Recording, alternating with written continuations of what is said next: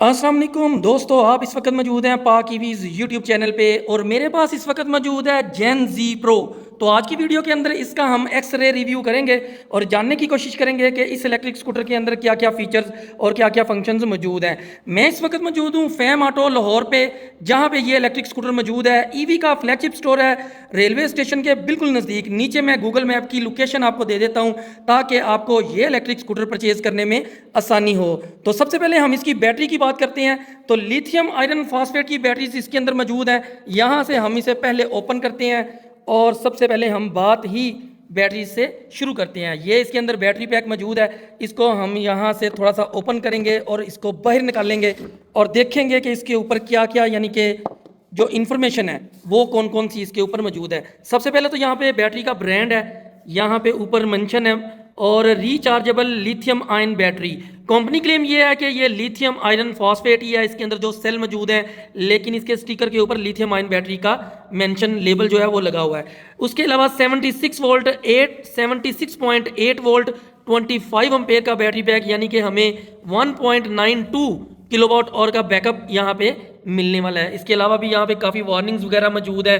Battery का wait मैंने किया है, मैं यहाँ पे आपको मेंशन यहाँ पे वीडियो में शो भी करता हूँ। 15.5 kg इसका वेट है, जबकि यहाँ पे हमें जो चार्जिंग टाइम है वो तकरीबन 5 घंटे का होने वाला है और जो चार्जिंग यूनिट है वो तकरीबन 2 यूनिट के अंदर ये इलेक्ट्रिक स्कूटर या ये बैटरी जो है ये फुल चार्ज हो जाएगी। बैटरी लाइफ की बात करें तो 1800 चार्जिंग साइकिल्स कंपनी क्लेम है। तो 15.5 kg की इस बैटरी को मैं एक हाथ से कैरी भी कर सकता हूँ और आप इसको यानी कि ये स्वैपेबल है, आप इसको घर के अंदर भी किसी भी जगह पे चार्ज कर सकते हैं और इसको जैसे मर्जी यानी कि अपनी मर्जी के साथ एडजस्ट भी कर सकते हैं। तो मैंने इसे निकाल लिया और उसके बाद इंस्टॉल कर दिया दोबारा इसके अंदर। यहाँ से जस्ट आपने प्लग को ऊपर से पुश करना है और इसने लॉक हो जाना है। मोटर की बात करें तो हमें ईवी की ब्रांडिंग के साथ BLDC हब मोटर का इस्तेमाल इसके अंदर किया गया है, जिसकी रेटेड पावर 1000 वाट है। जबकि इसकी टॉप स्पीड की बात करें तो हमें यहाँ पे इसकी 45 से 50 किलोमीटर पर आवर की टॉप स्पीड भी मिलने वाली है। और अगर रेंज की बात करें तो 70 से लेके 80 किलोमीटर की हमें इसके ऊपर रेंज भी मिलने वाली है।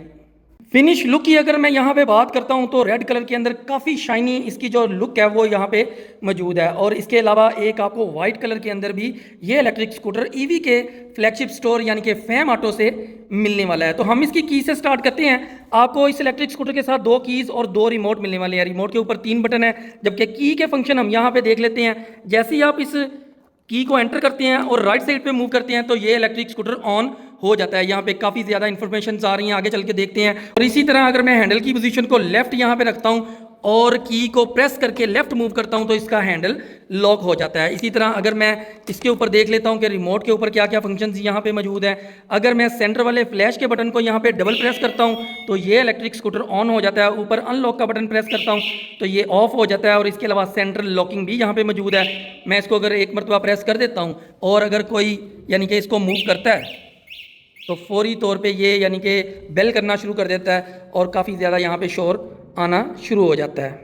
हैंड ग्रिप की बात करें तो हमें यहाँ पे काफ़ी ज़्यादा बटन नज़र आने वाले हैं राइट साइड पे। इसी तरह लेफ्ट साइड पे भी काफ़ी बटन यहाँ पे मौजूद हैं।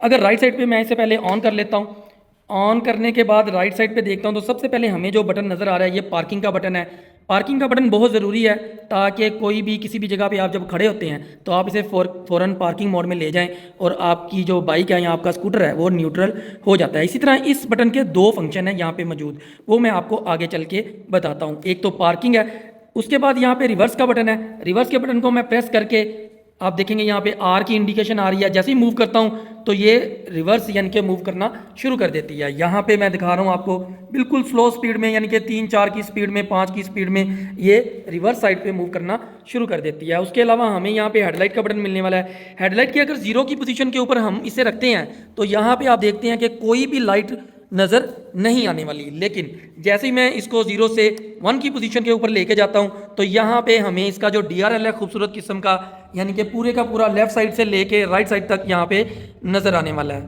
इसी तरह यहाँ पे इस बटन को जैसे ही मैं सेकंड पोजीशन के ऊपर लेके जाता हूँ तो इसके अंदर जो 3 प्रोजेक्शन लेंस है उसके अंदर जो सेंटर वाला लेंस है वो चलना स्टार्ट कर देता है। इसी तरह अगर हम इसे हाई लो बीम को यूज़ करना है तो हमें लेफ्ट साइड पे जाना पड़ेगा। यहाँ पे हाई लो बीम का बटन है। जैसे ही मैं इसे हाई पोजीशन के ऊपर करता हूँ तो इसके जो 3 प्रोजेक्शन लेंस है उसके अंदर ये तीनों के तीनों लेंस जो हैं वो चलना स्टार्ट कर देते हैं। मैं कोशिश करता हूँ आपको थोड़ा सा ऑन ग्राउंड दिखाऊं कि यहाँ पे लाइट जो है वो किस तरह की नज़र आने वाली है। यहाँ पे ये बिल्कुल ज़ीरो है, यानी कि कोई लाइट भी नहीं चल रही, जबकि यहाँ पे ये आगे पूरी हाई बीम और लो बीम दोनों ग्राउंड के ऊपर नज़र आ रहे हैं।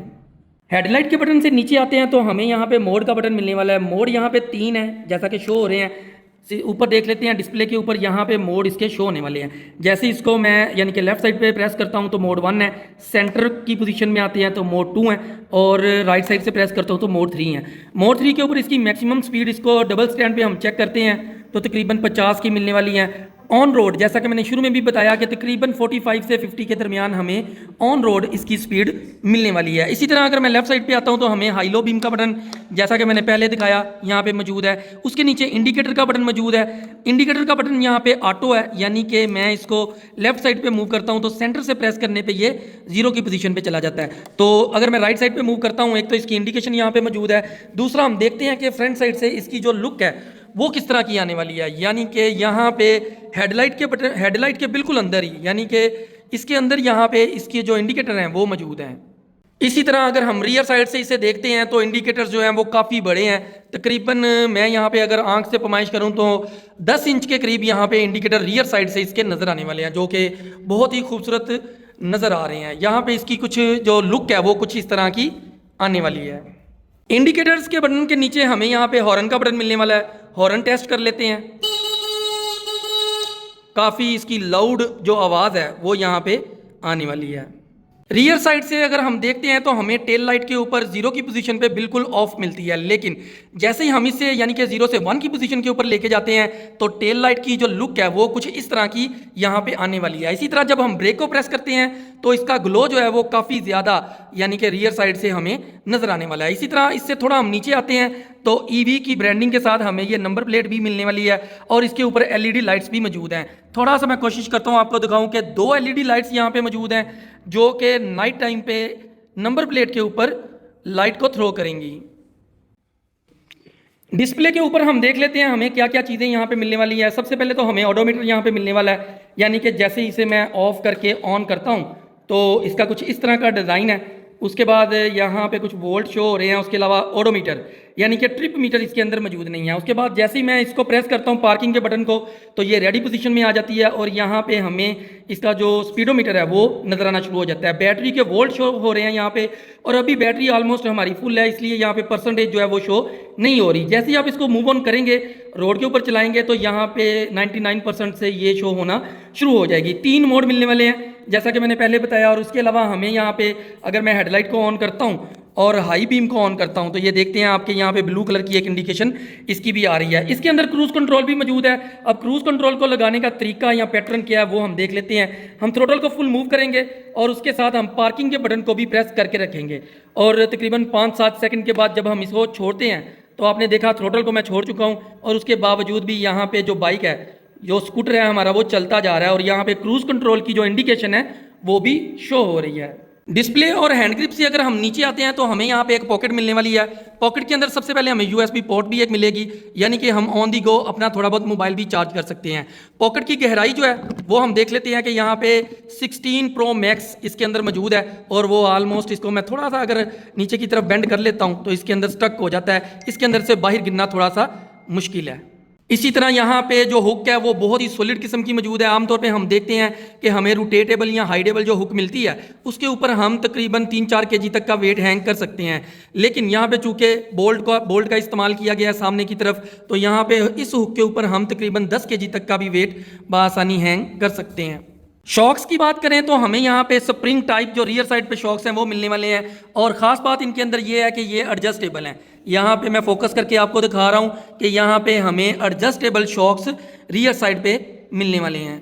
साइड स्टैंड की यहाँ पे हम बात कर लेते हैं। सबसे पहले तो बड़ा सॉलिड किस्म का मेटल के अंदर हमें ये मिलने वाला है, और दूसरी चीज़ ये है कि यहाँ पे हमें सेंसर भी मिलने वाला है, यानी कि जब आप इसे नीचे कर लेते हैं तो उसके बाद आप अपने इलेक्ट्रिक स्कूटर को आप देख रहे हैं कि पार्किंग मोड से ये ख़त्म नहीं होगा। मैं पार्किंग का बटन भी यहाँ पे प्रेस कर रहा हूँ, उसके बावजूद भी ये पार्किंग मोड को किल नहीं कर रहा। लेकिन जैसे ही मैं इसको ऊपर की तरफ करता हूँ, यहाँ पे मैंने ऊपर की तरफ किया और अब मैं यहाँ से पार्किंग का बटन प्रेस करता हूँ तो ये फौरी तौर पर रेडी पोजिशन के अंदर आ जाएगा।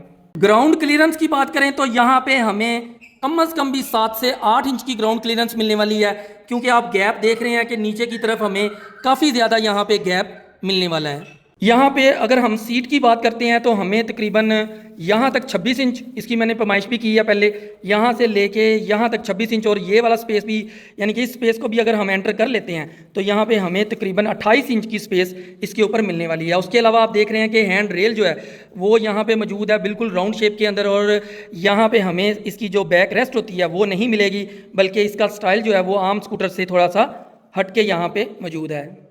यहाँ पे साइड मिरर्स को अगर हम देखते हैं तो इन्होंने इसके ऊपर कैप भी किया है, यानी कि ये नीचे इसके नट मौजूद होता है, उसको टाइट करने के बाद इसके ऊपर रबड़ की एक कैप भी इसके ऊपर रखी है ताकि फिनिश लुक जो है वो बेहतर से बेहतर आ सके। फुट प्लेट की बात करें तो हमें यहाँ पे जो स्पेस है वो भी तकरीबन 15 इंच के करीब मिलने वाली है, यानी कि फ्रंट टू बैक साइड पे। और इसके अलावा हमें ये मैट ये भी एक साथ इसके कंपलसरी मिलेगा, ईवी की ब्रांडिंग के साथ ये मैट भी हमें इसके साथ मिलने वाला है। टायर्स की बात करें तो हमें रियर साइड पे और फ्रंट साइड पे सेम टायर्स का इस्तेमाल यहाँ पे मिलता है, यानी कि 90/90-12। इसके अलावा भी यहाँ पे काफ़ी इन्फॉर्मेशन मौजूद है। हम देख लेते हैं कि यहाँ पे जो इसका टायर प्रेशर है वो मैक्सिमम जो है वो 36 PSI रखेंगे।